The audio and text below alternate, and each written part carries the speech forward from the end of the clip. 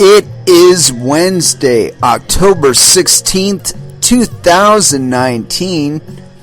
It is 8 p.m. Pacific Standard Time, and so you know what time it is. It's time for a little bit of coin metal. And it was a very fun get your ass kicked at Jiu-Jitsu Wednesday, kind of chill. Not a whole lot of real technique today. We were doing more games than anything. We did a lot of pummeling to begin with, and normally we start off with a run, but started off with pummeling today for whatever reason. And it was a really casual day. I can't remember what the fuck we were working. For the life of me, man, I drew a complete blank. I think that happens normally when we have more than one round of sparring at the end of class. And like the last 10-15 minutes of class, it seemed like we were doing things other than actually doing reps on stuff. And I mean, it happens every once in a while. We'll get a day set up like that.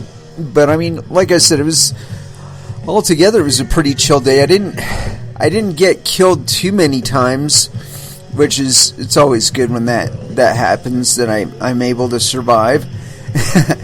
And we did, like I said, we did a few sparring rounds, a few more than normal. I think we did a total of 3, maybe 4 sparring rounds today. So, it's a lot of sparring. Mostly the one thing I can remember specifically that we were working on was getting the underhook.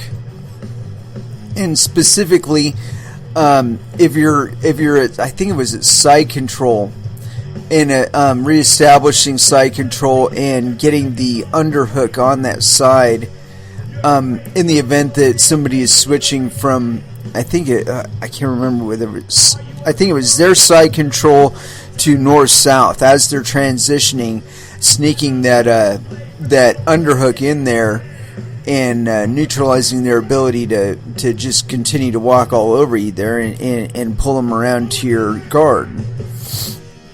And so basically, I guess a guard resumption, I don't know, it felt kind of off today, like the instructor really didn't have a whole plan catalyzed. It's like at the beginning we were working this one thing, and I understood what he was trying to show us, I think, but it was basically a method to get your guard up and get into at least a half guard situation from a completely covered situation. The first thing we did was where you're laying down and you've got your legs flat to one side, and your opponent is on top of your legs. And so going from that smash situation to a half guard situation. And I don't know, I think he was having a little bit of trouble conveying the exact motion that he was trying to get us to do, because like I said, I was having a little bit of trouble understanding exactly what he was trying to set up. That could have been on me, though. Although I don't think I was too high or anything. As a matter of fact, there's very, very few times that I actually do get high before class. That's maybe a Sunday thing when I'm going to do some live rounds and shit. But yeah, for the most part, I try to keep my head clear, But yeah, so it was a pretty casual day. Like I said, I didn't get too abused. We did a little bit of positional sparring, and at the end we did 2 rounds of open sparring. Just little 3-minute rounds. That was pretty cool. And like I said, I felt pretty competent today. And I did go against at least one higher belt for the sparring, and so I was pushing both ends, not just chewing on white belts or anything like that. Although I got to admit, I get my ass handed to me by white belts still, so It happens. Everybody has their day when they're completely on and in the groove and just flowing with it. Today was a moderate groove day. I wasn't outside of my groove, but I wasn't really flowing hard with it. So, I usually reserve that for days when I am able to get in some open mat time. Anyway, let's go ahead and throw down into some music. And we got some body count playing in the background at the moment, which is good.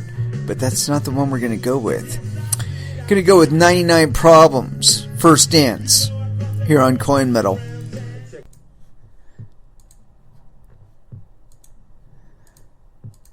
And that was The Infectious Blues by The Infectious Grooves. Yeah. And it is with that. I got a whole bunch of stuff here in my browser to go through. That is weird. Just I came to this weird website and I got all kinds of pop-ups popping up and shit. I guess this is iqmining.com. And yeah, I don't know. I might dig into this at some point today. But I guess it's like some sort of mining shit. I don't know. I don't think we're going to get into that, though. I had some other stuff that I want to talk about. And I'm trying to figure out exactly where I located all of it. No. That's not it. I had one on here. I had this like whole big thing planned in my dome, and then of course I smoked some pot and all of it went away. That really, you gotta watch it with pot, because sometimes that will happen. I'm trying to find this fucking article. I think I might have found it on CoinDesk. I had a whole series of them, man. What the hell? This is one we might get into today. And no, that's not it. It's not it. It's not it.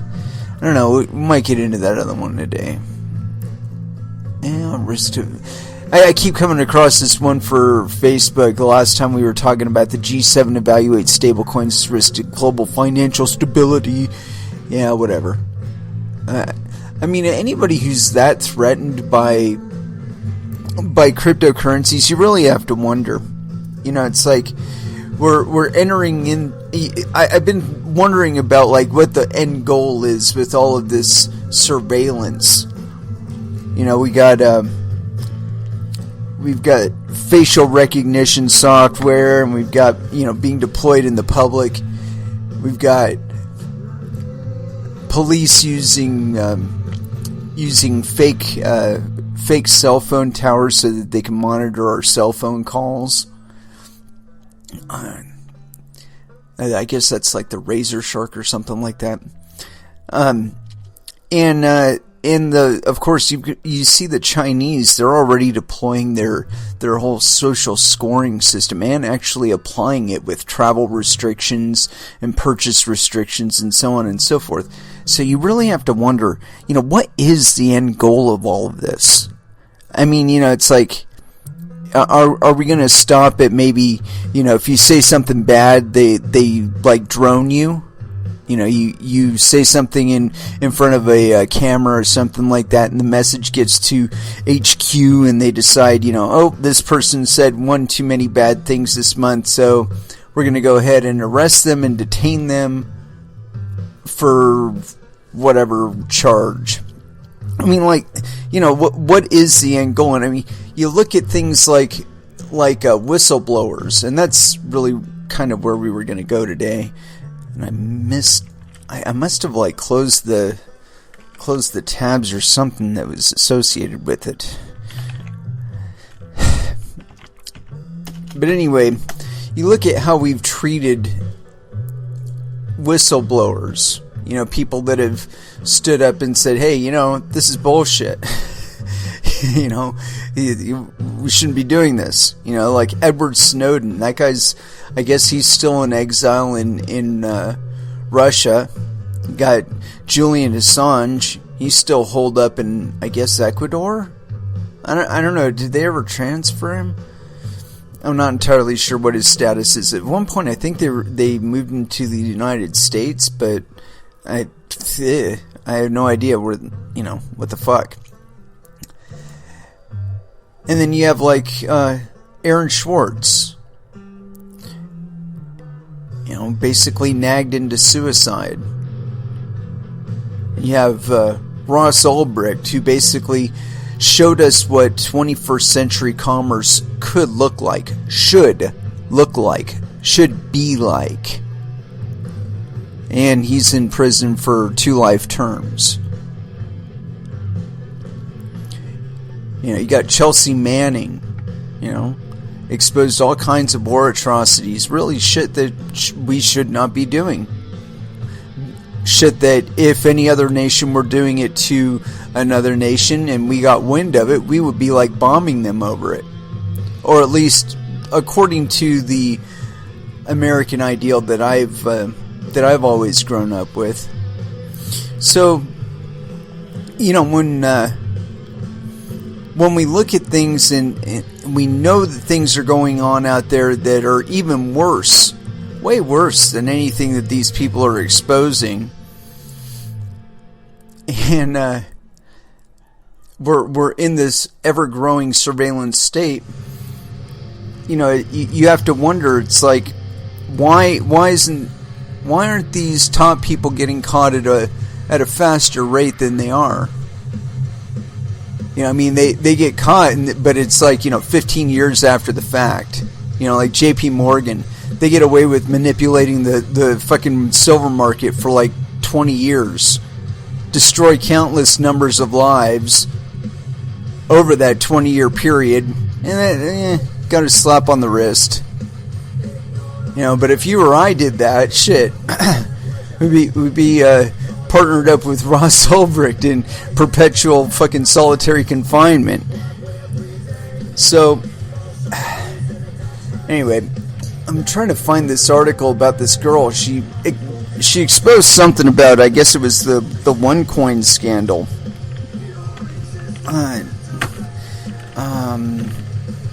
OneCoin scam, whistleblower.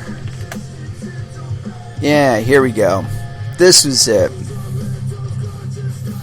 This is on BBC.com. Death threats for cryptocurrency scam whistleblower. And this is by Andrew Picken. So yes, penis. This is authored October 15th, 2019. Jen McAdam from Glasgow has been leading a band of investors who believe they have been duped by the OneCoin digital currency. OneCoin is said to have raised as much as 4 billion L? What the fuck is that symbol? I should know that. It's like, I guess that's probably the symbol for euros or something. Anyway, 4 billion around the world in investment, but U.S. prosecutors argued that far from being the next Bitcoin, OneCoin is a pyramid scheme masquerading as a cryptocurrency. The scheme's founder, Dr. Ruja Ignatova, has disappeared and is facing money laundering charges. Bullet point 1, mystery of the disappearing crypto queen, Ruja Ignatova. Bullet point 2, what is Bitcoin? Bullet point 3, how I lost $25,000 when my cryptocurrency was stolen. Yeah, I guess those are stories. We're not going to go into those. Miss McAdam was one of an estimated 70,000 people in the UK who bought packages from OneCoin but have been unable to trade or fully cash in their stake. The Bulgaria-based firm is still trading and denies any suggestion OneCoin is a scam, claiming it fulfills all criteria of the definition of a cryptocurrency. Oh, we'll be the ones to judge that. Vile abuse. Ms. McAdam is taking part in the Crypto Queen BBC Sounds podcast, which is investigating the disappearance of Dr. Ignatova and OneCoin, and said she has had a torrent of abuse since. The 49-year-old revealed she has received scores of messages, mainly through Facebook, threatening her with sexual violence and death, in what she claims are coordinated attacks by OneCoin supporters, and has now reported the threats to the police in Scotland. She said, quote, "It is horrible. The abuse is vile, and the threats feel very real to me. I'm always looking over my shoulder now." She would not have survived 2014's fucking alt bloom. Sorry, girl. Continuing. "It is taking its toll on my health, but I will not give up until me and thousands of other OneCoin victims like me see some form of justice." Yeah, fuck off. Ms. McAdam invested about $8,000 of her own money in the scheme and persuaded family and friends to put in about $220,000 before realizing she was not going to get the money back. Quote, "I know through different victims groups around the world that it is possible that it is people just like me who are affected," she said. Quote, "They invested their life savings, they remortgaged their homes, and they convinced their friends and family to get involved, and they feel as awful as I do about it all because we were all duped." Quote, "We think there are around 70,000 victims in the UK, but it feels as if they are being left behind. Nobody here seems interested in this." Yeah, they shouldn't be either. Ms. McAdam has called on the UK policing and financial regulation authorities to take the issue more seriously. No, fuck you. Pyramid scheme. The Crypto Queen podcast estimates OneCoin has raised as much as $4 billion from people in 175 countries, with up to 96 million in the UK alone. The flamboyant leader of OneCoin, Dr. Ignatova, disappeared in 2017, and in March this year, U.S. prosecutors charged the Oxford-educated businesswoman in absentia with money laundering. And the Department of Justice is calling OneCoin an old-fashioned pyramid scheme. New York County District Attorney Cyrus Vance was reported as describing OneCoin as an old-school pyramid scheme on a new school platform. Oh, okay, so this was the bullet point parts. What is cryptocurrency? An alternative to centuries-old forms of currency such as notes and coins, a cryptocurrency is like a virtual token which can be bought and sold on the internet, or earned, or even mined. The currency is not printed by governments or traditional banks, but crafted through a complex process known as mining that you yourself can participate in. The process is monitored by a network of computers across the world which use cryptography for security. That's partially true.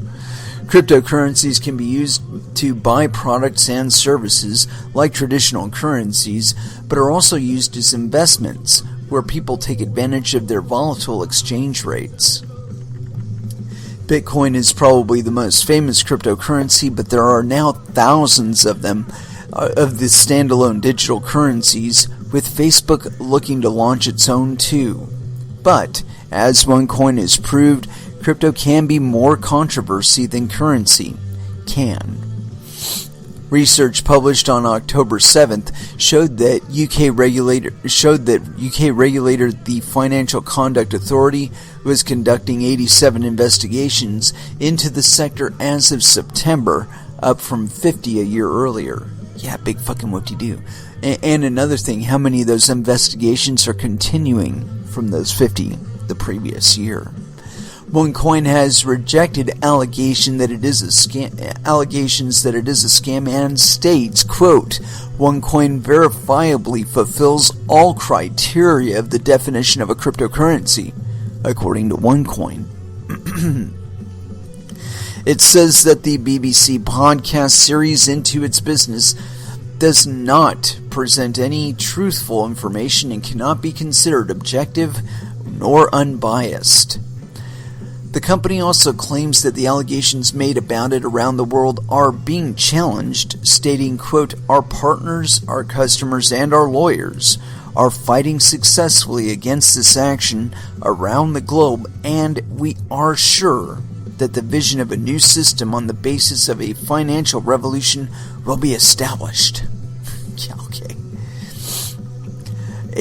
A Police Scotland spokesperson confirmed they had visited Ms. McAdam and offered her advice in the wake of the anonymous threats against her. You can listen to the Missing Crypto Queen podcast series on the BBC Sounds. No, I'm not going to. Alright, so yeah, we're going to dig a little deeper into this business, though, because this sounds fishy. I mean, I don't know anything about OneCoin. I think I may have covered them at one point and said, yeah, this is a fucking scam or something like that. I'm not entirely sure, but we're going to hunt down their white paper and find out exactly what the fuck it... Ah, here we go. OneCoin EU service unavailable. What? Suck a dick.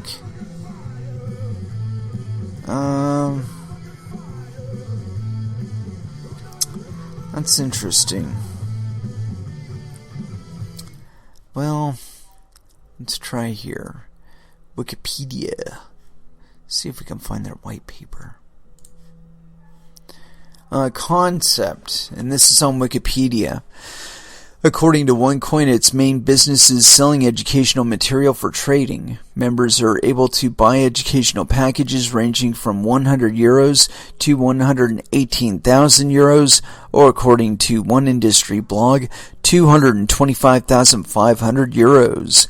Each package includes tokens which can be assigned to mine OneCoins.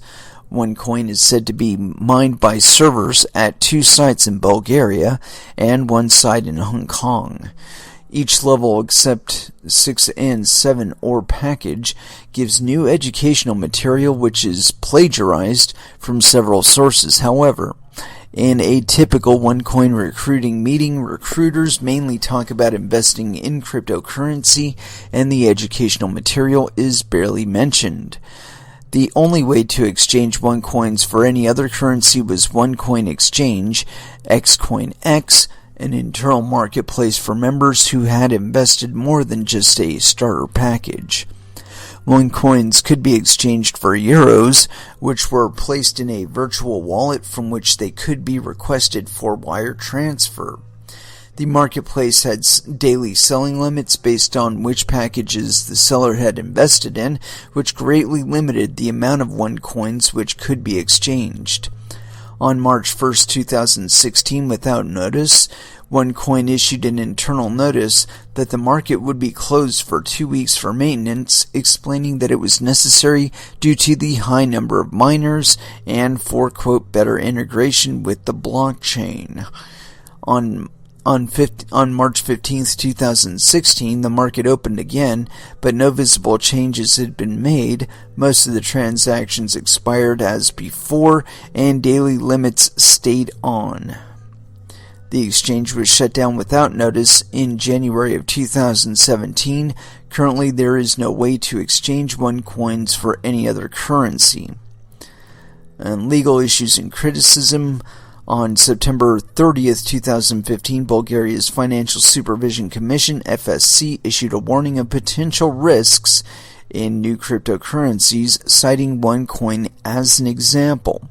After the warning, OneCoin ceased all activity in Bulgaria and started to use banks in foreign countries to handle wire transfers from participants.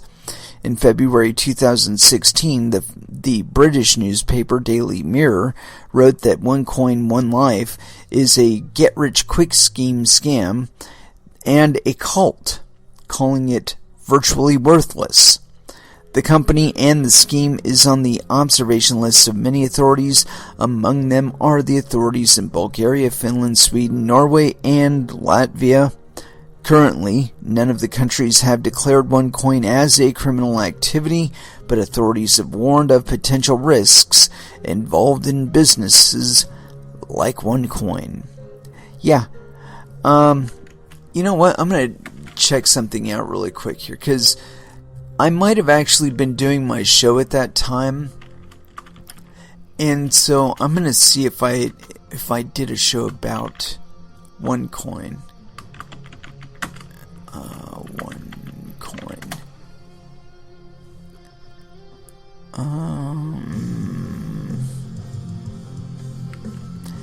No, not there.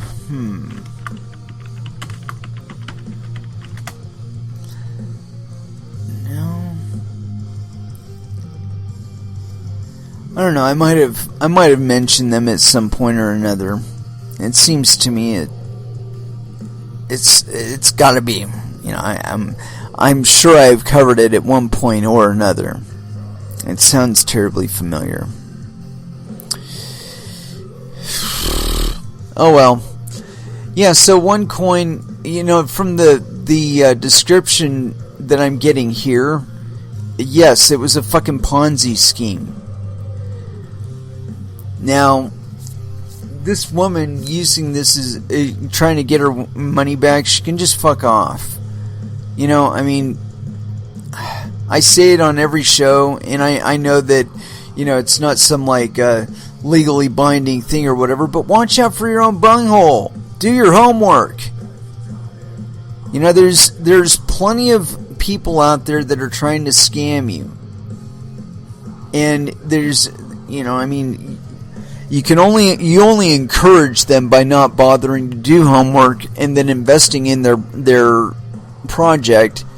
You know, why would anybody think that buying lessons or buying lessons was going to earn them money or tokens? Why are you people so stupid? I mean, not you specifically, but the people that are investing in the fucking OneCoin thing. Why are people investing in OneCoin? Why are people that stupid?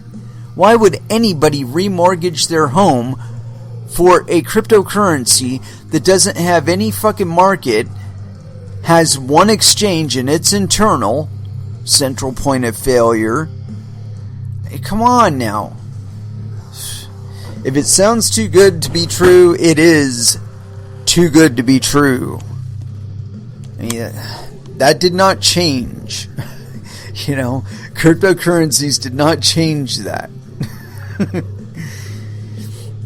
You know, but I got this thing here, and I have to do it because, you know, we talk about regulations here all the time.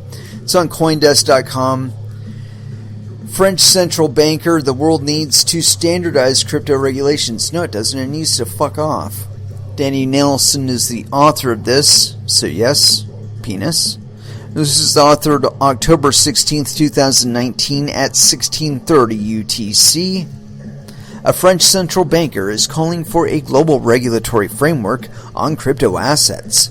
In a speech, which they're giving us a link to, at an official monetary and financial institutions forum, OMFIF, meeting in London on Tuesday, Denis Bou, a deputy governor of Banque de France, said, quote, "There is indeed a need for overall consistency to prevent regulatory arbitrage under the same activities, same risks, same rules principle. And the only way to ensure that," he said, "is with a standardized regulatory regime." Yeah, go fuck yourself. The comments come as Libra, the Facebook-led digital currency project, has raised the ire of regulators and central banks as a threat to the financial world order. Not really. Comparing Libra to central bank-issued digital currencies, CBDC, Bou said that the yet-to-be-launched coin, quote, may achieve significant market power, thus posing risks to security and financial stability. Bo did not offer any direct answers to Libra's challenge, other than to note the need for global regulations in hopes that central banks will experiment with CBDCs of their own. Yeah, they can experiment all they want, they're going to fail. He was bullish on the technology, yeah, whatever. No, he's not. In a global financial ecosystem relying on costly and often cumbersome money transfer mechanisms, Bo said that distributed ledger technology could help remedy many of the current issues. No, it can't.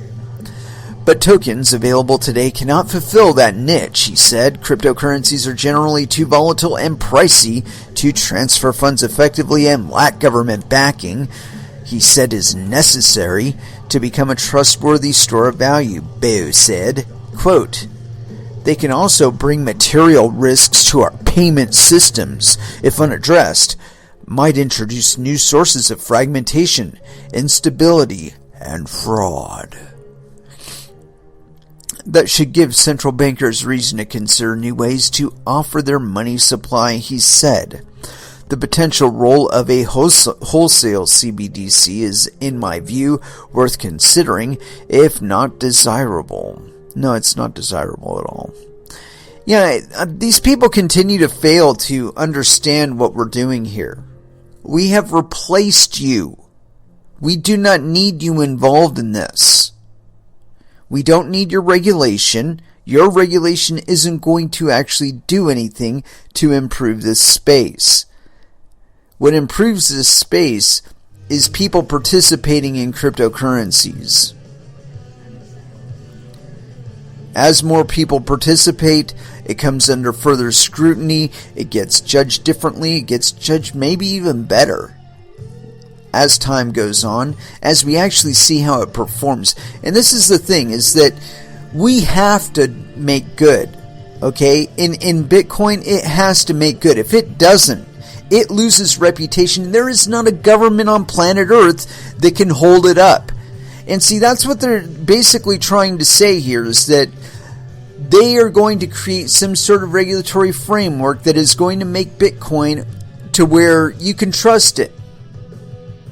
You're not supposed to trust Bitcoin. It is supposed to continue to earn your trust or lose your trust. That is how cryptocurrencies live. That is how they die. Just like any other currency. And that's something that Bo fails to understand as well. It is up to them to be better than us. If they are not better than us, they are going to lose market share to us. That is all. And now here's the big clincher though. There is no separation between them and us. Not in cryptocurrencies. You could work for the Federal Reserve all fucking day long. Do not care. Come on home. Fucking look at the status of your miners. Make sure your Dogecoin miners are working, and your Bitcoin miners are working, and your Ethereum miners are working, and everything's fine. And you're getting your payouts. There is no conflict there. You as an individual are no longer bound to a specific currency. You are free to choose a different currency if you wish. And more importantly, cryptocurrencies allow for you to go between different fiat currencies. Again, another subject matter that Mr. Bo has simply neglected here. These material risks to the payment systems he's talking about is you being able to transfer your monetary value from US dollars to Dogecoin to euros without him getting a fucking red cent of it. That's the big fucking fragmentation. That's the big instability. Is him not getting a cut of your financial activity. And to that I have to say, too fucking bad, dude. Maybe if you did your fucking job better, we wouldn't be trying to replace you with a coin that was made by my fucking next door neighbor's 14-year-old kid. If he can do it better than you, then he's going to get my fucking business, and you aren't. You're going to lose it.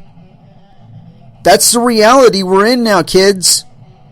And there's plenty of people that would like to change it back, but I'm sorry.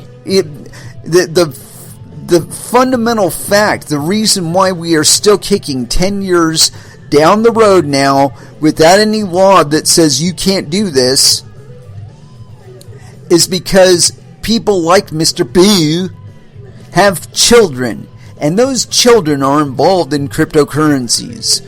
They themselves, Boo, probably read the Bitcoin white paper and said, you know what, I'm going to buy some of this shit because this is going to be fun. Watching this shit go down, this is going to be fun, and if I have some and the shit goes down the way I think it's going to go down, I'm going to make some money. If it doesn't go down the way I'm not going to really lose any money, you know. I'm not going to be putting down on the table anything that I can't afford to lose.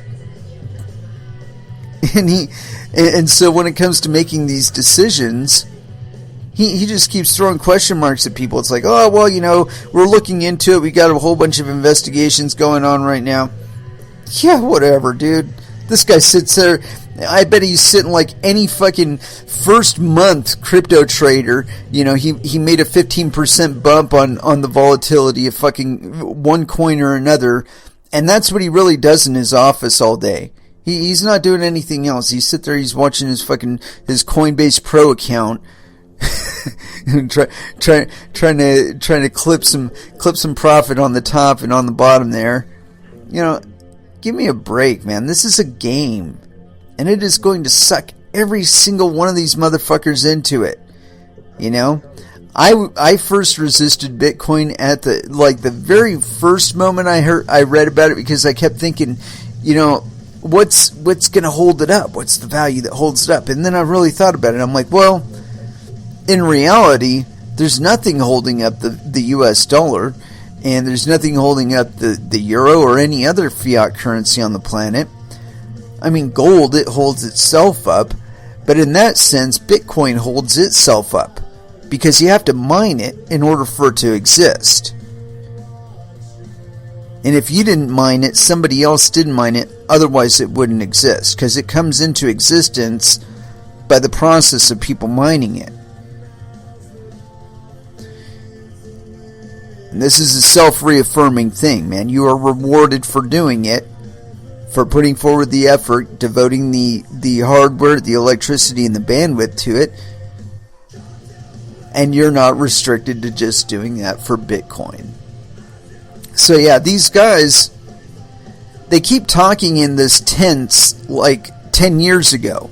Like that's going to change it in your mind. That's going to erase the last 10 years of all the financial transactions that you've been doing with Bitcoin and other cryptocurrencies. It's just going to erase that. You know, that didn't happen. You didn't move thousands of dollars, thousands of miles in fucking 10 minutes and settle that transaction globally. Nope, that didn't happen. Give me a fucking break, dude. Go crawl back into the fucking hole that you came out of to say this shit, and keep watching your Coinbase Pro account. I'm sure you're going to be stacking sats. That's the simple reality. Very, very simple reality about cryptocurrencies. And in the not so distant future, I predict we're going to figure that out. That this has all been gamified to fuck, but we've added a few layers of the game that make it to where poor people can actually win it. That poor people can actually participate on equal footing with, you know, the masters of the EU and the fucking Central Reserve banking system, and yeah, whatever. You're just fucking people. You know, it's like Robert Anton Wilson used to say, guns are real. Blue uniforms are real. Policemen are a social fiction. Anyway, let's go ahead and throw back down into some music. And as far as where to go, we played a little bit of Megadeth, and I usually like to counter with a little bit of Metallica on top of that. And I don't think we played any on the last music break, so let's go ahead and do that. Here it is. Injustice for All, here on Coin Metal.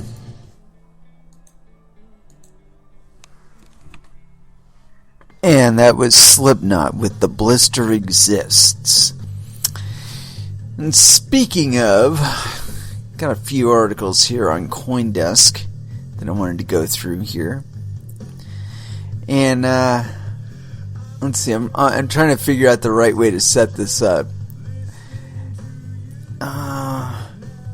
Let's go with this one first. This is on Coindesk.com. EY launches blockchain tool to help bring accountability to public finances. Good fucking luck.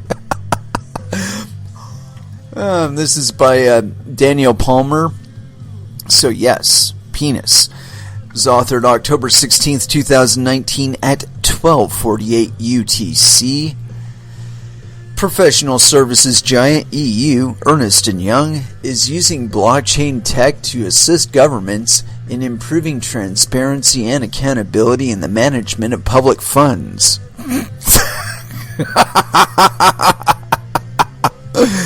The firm, one of the big four accounting firms, announced the news on Wednesday, saying its new blockchain-enabled EY OPSEC chain, or Ops chain, public finance manager will compare government spending programs with the results of the expenditure, even when the money is passed through different layers of government and public service agencies. It's claimed to track finances in real time and, quote, create a single source of integrated financial and non-financial performance information to support decision making.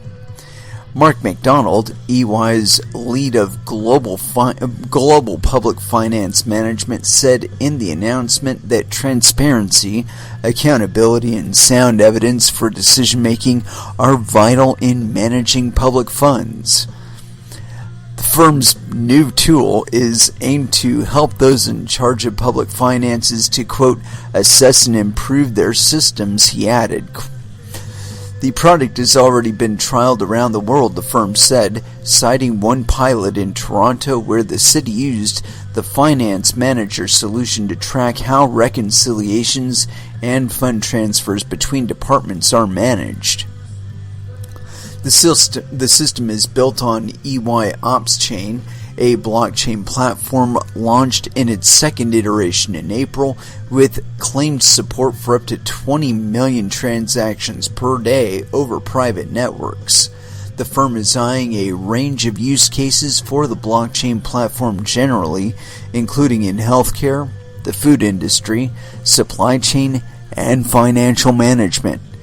Well, gosh, it sounds like they're going to have a lot of trouble finding places to get that fat to get from people. You know, I mean, part of the reason for government is to misappropriate public finance or funds. And if you know anybody who works for the government, they can attest to that. That back in the 80s, there was this scandal where and as a matter of fact, it's been caught happening several times since at the Pentagon, where they take their operating budget and they use it to conceal funds for black operations. So they'll have a requisition for a hammer, and by the time the hammer is actually purchased, it costs about $8,000, and that's just between one department wanting to add a little bit to their budget, and and so they inflate the price of the thing that they're requesting, and they divert the funds to other things. Now, see, this is one place where blockchains are not going to help you. If a government organization or entity is already misappropriating funds and has mechanisms in place in which to do so, they have it cloaked in very official sounding language. And so without a top-down view of the flow of money, you're not going to be able to really notice where the money is being lost. It's just going to look like a whole bunch of green boxes on your blockchain. Everything's going to be cool because all the little departments, some of which don't actually exist and have budgets for people who aren't actually employed there, it's not going to catch those. It's just going to pay them, right? And so, I think that this is one of those places where blockchain really isn't going to help us. Unless, of course, we're taking a top-down view and we notice that, there, from step 2 to step 8, there's like 6 steps that are just cycling paper between one another and money between one another and just costing everybody a whole bunch of money, and they don't actually do anything. And, I mean, what are you going to do then? Because the fact of the matter is that ineffectual department is inflating your budget so that you can have the nice oak desk and the nice virgin leather desk chair, and the 47-inch high-definition monitor on your desktop, and the 17-inch laptop that you carry to and from work, and you work at home and off-site with, and that iPhone 11 that you have to have for your office work. All of that is affordable because you're able to inflate your budget because you got 3 of these fucking departments that don't do anything but cycle paper between one another. And of course they have to have their masseuse stop by their office once a week, even though they're not really doing any work. They're just passing papers from one group to another, and they're making sure everybody's signatures on the papers and everything's cool. And we've scheduled a meeting for next week, and everybody gets to go to Florida for a 2-week symposium on how to fill out their paperwork. And really, how's a blockchain going to help you with all that shit? A blockchain can't tell you that you don't have to go to Florida to learn how to fill out paperwork.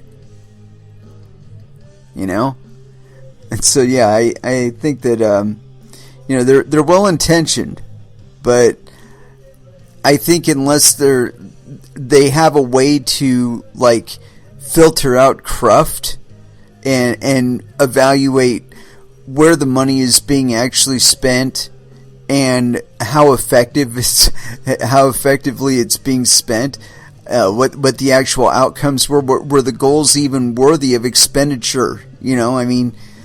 I know that they have departments dedicated just to figuring that shit out, and they're probably not going to want to get replaced by a blockchain either. So, like I said, I think it's all well intentioned. But I think really what needs to happen is this: that the public at large will adopt cryptocurrencies as they see fit, as the regulatory burden kind of coerces them into investigating new ways to make their lives a little cheaper, or at least kick the government a little bit further out of it. And they're going to come to cryptocurrencies on their own. And enough money will cycle out of the system that includes the public finance managers and all those, and the big 4 accounting firms and all those other people, that they'll start to have to evaluate their own budgets. And they'll say, well, we've got $300 million less than we had last year, so we're going to have to cut some people, and they'll have to get realistic about exactly what departments they need. That's pretty much how I see this thing rolling out, is that eventually we'll get the government that we actually need, as opposed to the government that wants to impose itself on us.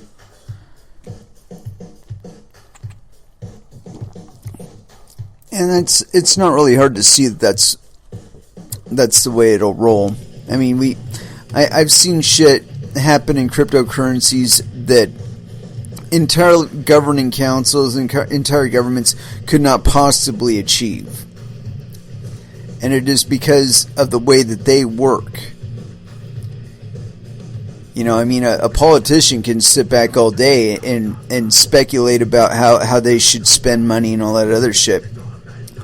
But it takes somebody, in cryptocurrencies, it takes somebody to download the software, install it on their hardware, and fire it up.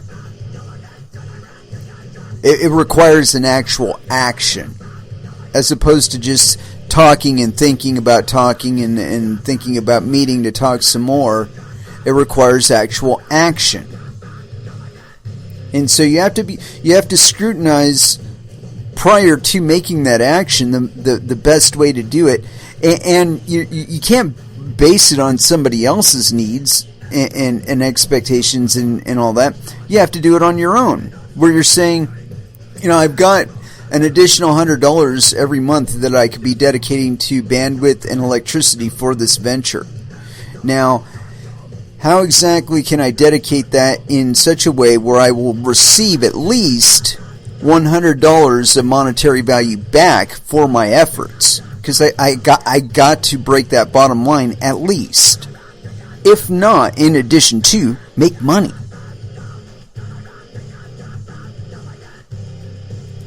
And when you granulate that decision-making process back down to the individual, you get the closest thing to actual quote-unquote democracy is actually can be achieved. Where the pressures of the market itself, where Bitcoin might not be as profitable to mine for you at this time because you don't have the best hardware for it, but you have hardware that is better suited to, say, mine Monero. And these are just examples. Please, nobody get all Asperger's on me and freak out over that. But the point being that there are other coins out there that, due to lower difficulty or a higher frequency of payout or whatever, better chance of you actually getting the block reward, that at one time or another will be more profitable for you to participate in. And I think this is the best way to determine exactly the best way to do things. I mean, is you deciding, I want to mine Dogecoin right now. I want to mine Verge. I want to mine Monero. I want to mine Litecoin. I want to make this decision. Not some central banker somewhere. Me. And because you can make that decision, you can make that discernment for yourself. Again, that is the closest thing to democracy that we'll actually ever see as human beings. Because these are global efforts. They're not national efforts, they're not state efforts, they're not even continental efforts. They're international, intercontinental, global efforts. And that's one of the things that makes the idea of governance with a specific structure of individuals involved, that makes it kind of ridiculous, And we've seen proof on that just with Ethereum. And I know I dance all over them, but they've already gone through one live fork. Bitcoin's gone through several live forks because of this, where there's enough people that say, you know what, I really believe in this project, but I don't believe in the way you're doing it, so I'm going to fork it. And there's enough people out there that are willing to support their chain that they stay viable. And that always bugged me about quote unquote maximalists. I don't even hear about maximalists anymore. I guess it's the fact that I'm not on Twitter. That they just exist on Twitter. But it's kind of interesting, that they would talk shit about other forks and whatnot. And I guess that's natural.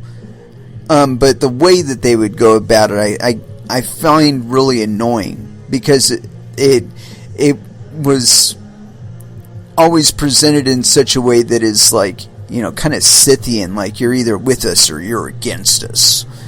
Or you're, that cis deal, only cis deal in absolutes, right?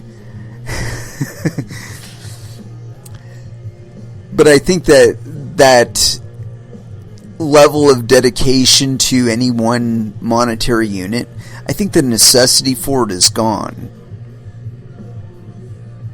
It is up to the coins to satisfy our needs. Not the other way around. It's not I have to use this coin or whatever. No.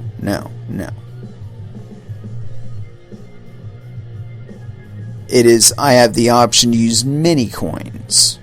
And which one works best for this particular use case? I'll admit it, US dollars, there are plenty of use cases where they work better than anything else. And as long as that's true, I'll continue to use them. Because there's shit I do that they're fucking really good for. And there's, it's just casual everyday commerce, but they're fast, It's like if the electricity goes down, it still works. I can still buy gas with the shit. If the phone lines go down, we had a major service outage out here the other day. I could still use US dollars in that circumstance. No fucking internet, no Wi-Fi, no problem. Got US dollars. They work just great. As long as that's true, there will be a market for them. And the same can be said for cryptocurrencies. That people want things that they're not necessarily supposed to have, and they don't want to pay for them in US dollars because the trackability or the volume of them would be too cumbersome and subject them to too many liabilities that they'd rather not endure. And for these circumstances, there are certain cryptocurrencies that work just fine. And I think that being the case, that they will continue to exist well into the future and completely independent of government and or corporate structure. Now, I've outlined on this show multiple ways which corporate entities could be getting in on this, be avoiding all of the regulatory cruft that currently exists, and be making a shit ton of money on this. But it's kind of like electricity. Here in Oregon, we've got enough flowing water in our rivers that we could electrify the entire western section of this nation just on the rivers if we harnessed it properly. But rather than doing that, we're still having to go across the Middle East and blow people up to get their oil. It's not necessary, but we're doing it anyway. It's kind of like a momentum thing. But like I said, I think that momentum only lasts as long as it's a relatively frictionless means of doing things. As soon as that changes, though, you got to be willing to adapt. So, the next thing I got here it's on CoinDesk. This is by Daniel Kuhn. It was authored October 16th, 2019 at 1700 UTC. Yes, penis. Fearing USD decline, ex-CFTC heads propose a blockchain-based digital dollar. Two former heads of the Commodities Futures Trading Commission are offering up a plan for a government-sanctioned blockchain-based digital dollar. In an op-ed for the Wall Street Journal published October 15th, Christopher Giancarlo, former CFTC chair, and Daniel Gorfine, former director of Lab CFTC, the Watchdog's experimental initiative, proposed a blockchain protocol to digitize cash to allow the dollar to compete, quote, in the new digital era. Their USD-backed stablecoin is envisioned for daily transactions both domestically and abroad, although I'm sure it won't be able to avoid any money laundering issues. Created and administered by a non-governmental group, the program would be dependent upon participation from the Federal Reserve, commercial banks, non-bank intermediaries, technology companies, and social media platforms. Though reliant on, quote, trusted regulated intermediaries to maintain digital wallets and validate transactions, this distributed ledger payment system would hold advantages over the current monetary system. Like what? In particular, Giancarlo and Gorfine highlighted the higher transaction speeds, the ability to make micropayments, as well as increased security and transparency enabled by cryptocurrencies. Beginning with a pilot, Giancarlo and Gorfine recognized that, quote, no perfect solution exists to address the challenges and promises of digital currency, nor can anyone predict all of the technological advances these efforts will generate. At the practical level, cash exchange for these digital units could be escrowed by the Fed. They also point to the possibility of having multiple competing wallet providers. God, these fucking people are crazy. Giancarlo and Gorfine warned that ongoing experimentation with cryptocurrencies by central banks and corporate actors, quote, could erode the dollar's status as the most popular currency for international exchange. According to the ex-regulators, the risks of letting the greenback lose monetary supremacy are systemic. Price stability, efforts to combat illicit finance, and the global appetite for U.S. government debt would all falter. Too fucking bad. Gorfine left CFTC in August after spearheading the upstart agency to found Gattaca Horizons, a consultancy group for fintech firms. Following a 5-year stint at the CFTC where he took a, quote, do no harm stance toward blockchain oversight, Giancarlo joined as an advisor to the Chamber of Digital Commerce, a trade group focused on blockchain and crypto policy in the U.S. last month. Yeah, you know, these are basically irrelevant people talking about irrelevant bullshit. You know, it's like, go ahead, introduce another quote-unquote USD-backed stablecoin. You know who you'll be competing with? Tether, Goldman Sachs, the Winklevoss twins. You know, these are all people that you're going to be competing with your fucking bullshit stablecoin. But I do have more on this, and let's go with this. This is fucking hilarious. These people think that they're going to edge people out with regulation. I mean, come on now. Bitcoin started under a fully regulated regime, and we've managed to get here and stay here 10 years later. So, really, what's the likelihood of success here? But, I don't know. I actually had one or two other things I wanted to get to, too. So, let's see. Yeah, here we go. We're going to do this one first because this is fucking hilarious. This is on Coindesk.com. Bermuda now accepts USDC crypto for taxes and government services. Does anybody know who issues USDC? Oh yeah, Goldman Sachs. And you fucking people are worried about money laundering from us? Give me a fucking break. Got these people fucking counterfeiting their money, and now Bermuda's government is going to be allowing them. Oh shit. Anyway, continuing on. This is by Christine Kim. This is authored October 16th, 2019 at 11:30 UTC. Residents of Bermuda can now pay their taxes in cryptocurrency. The government of Bermuda announced Wednesday it will accept payments in USD coin, USDC, for taxes, fees, and other government services, according to a press release by crypto finance startup Circle.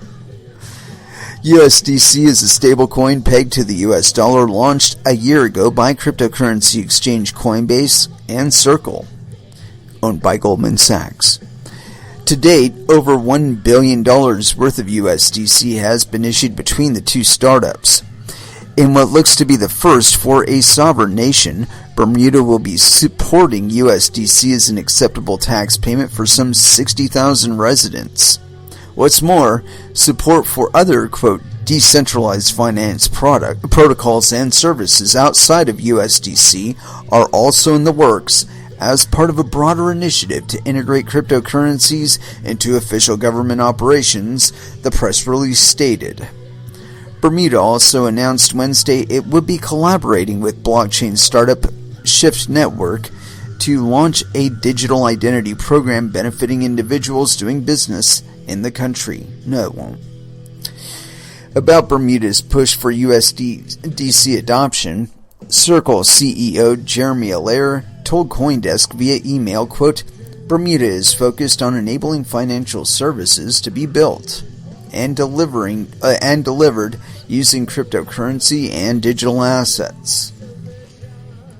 The Bermuda government launched a blockchain task force in conjunction with the Bermuda Business Development Agency in late 2017.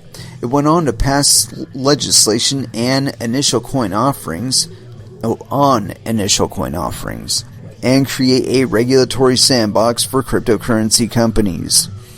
As a result of the favorable focus on the crypto industry within the country, Circle recently moved its exchange operations to Bermuda in late July.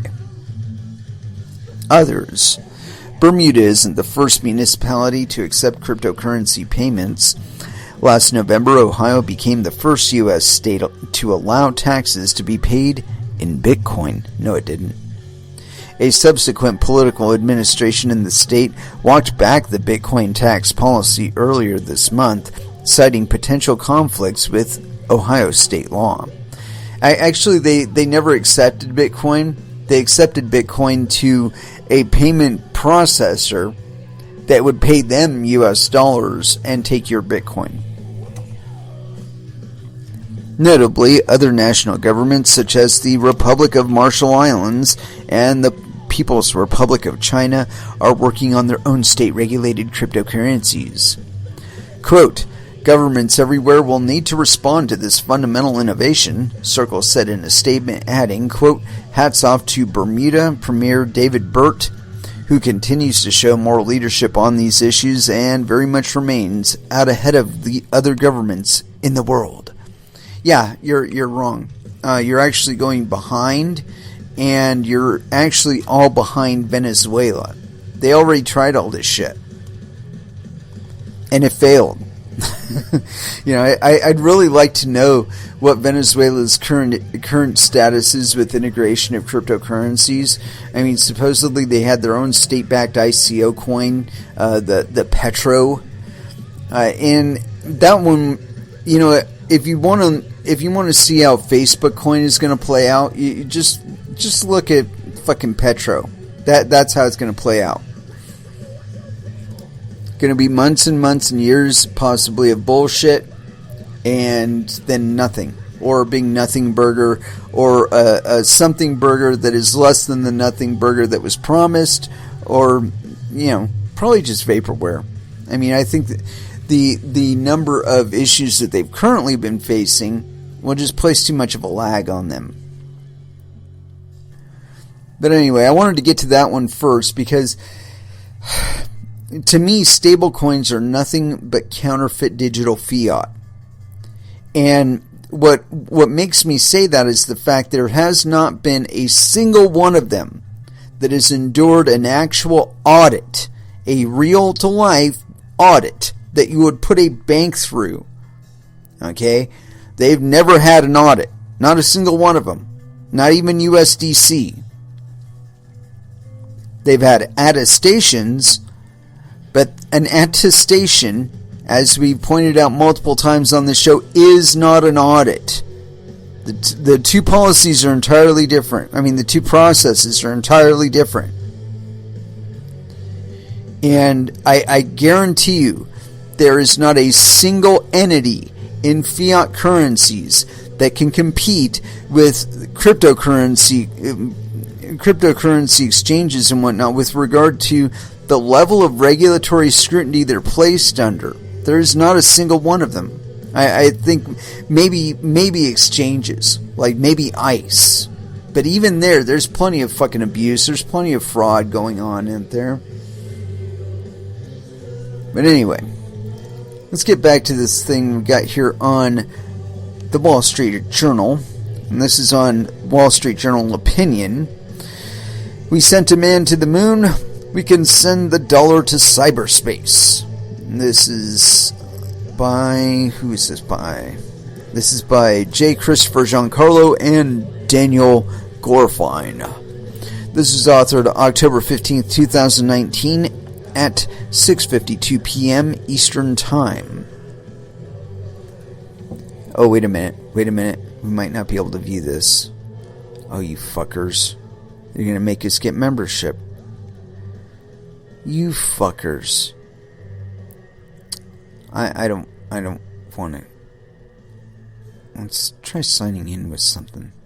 We'll try signing in with, like, Facebook if they'll let us. Oh, I should have done Google Plus.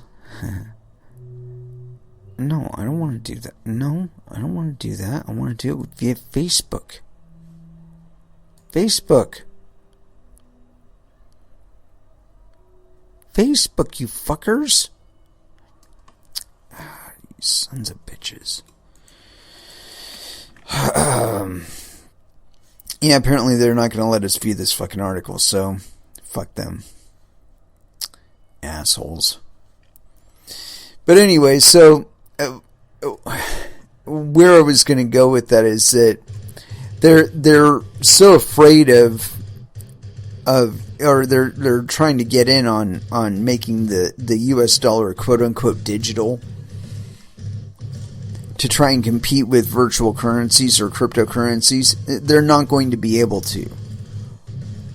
And what should be a complete blindingly bright indicator to them is the rate of failure of regulated entities within this space.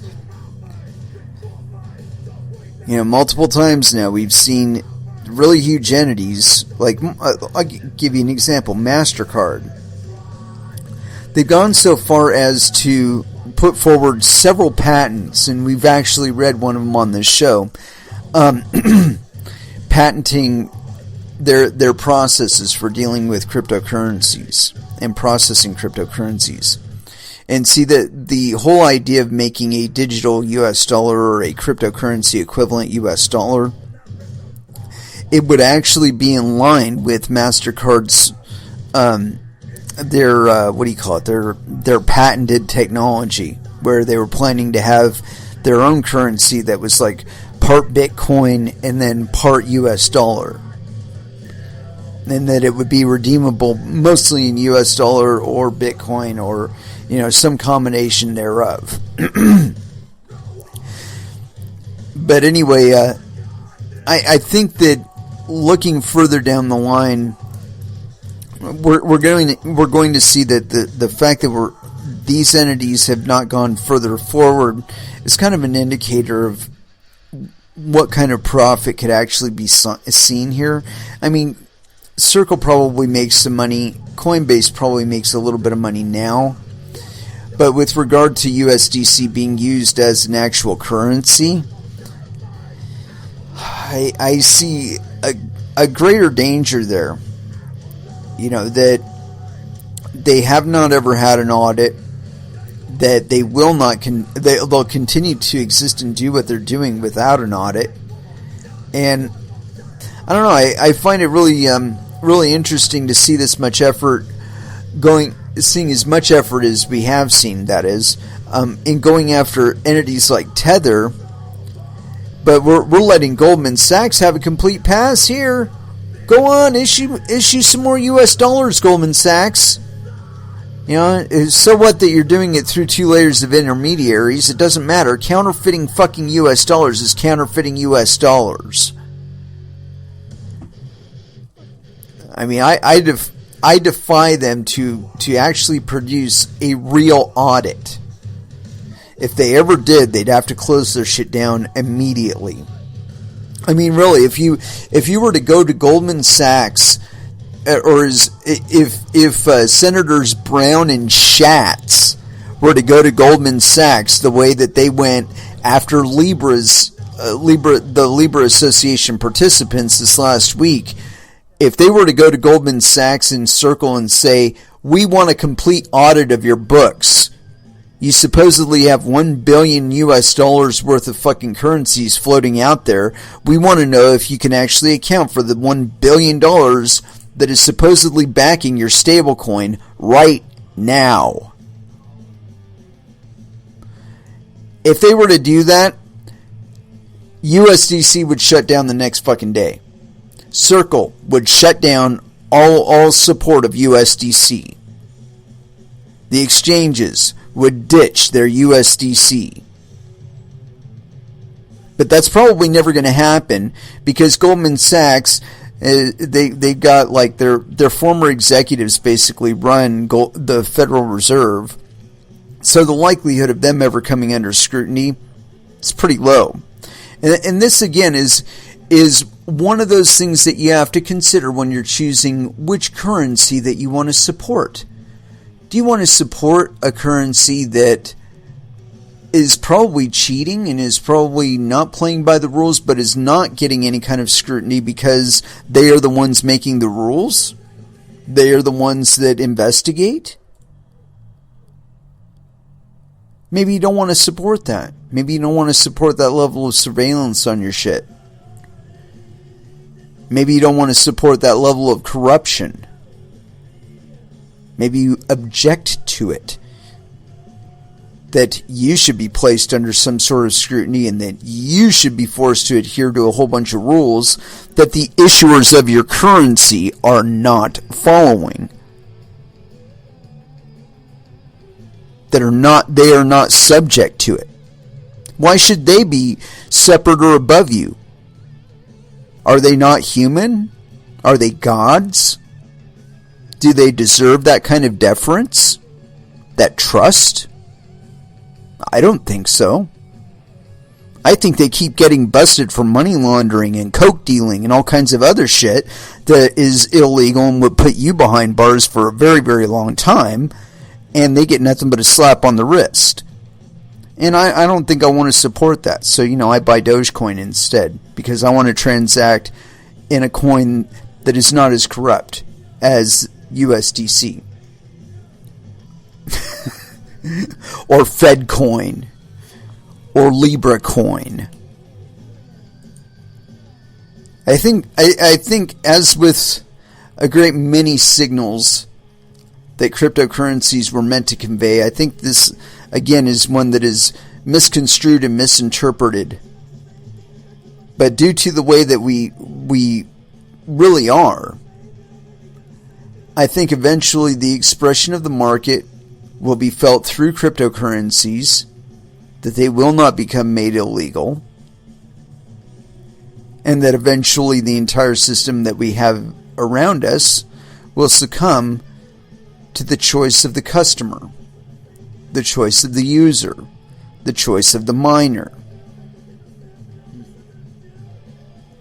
These will be the metrics that count. Not what a government says, not what Goldman Sachs thinks, but where you dedicate your electricity, your hardware, and your bandwidth. Let's go ahead and throw back down into some music. And as far as where to go, I think this one is appropriate. Slayer, Ghosts of War, here on Coin Metal.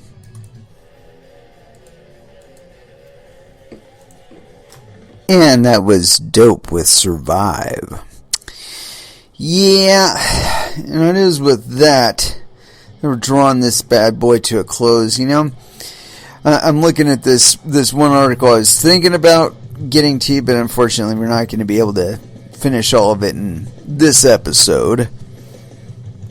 But it's on CoinDesk, and the title is Libra Plays Down Troubles, Anticipates 100 Members by Launch. And, it's funny to me that these people think that even these members are going to be able to mimic you. This whole Libra Association is supposed to be like their governing council, determining their policies and whatnot. But as with other delegated kind of responsibility coins, and there are others out there, DPoS coins come to mind. Their own bureaucracy will probably chew them alive. They're saying that they have a plan to have up to 100 members. Really? the regulatory arbitrage between them, or regulatory differentials, will basically kill a lot of them. That if you were to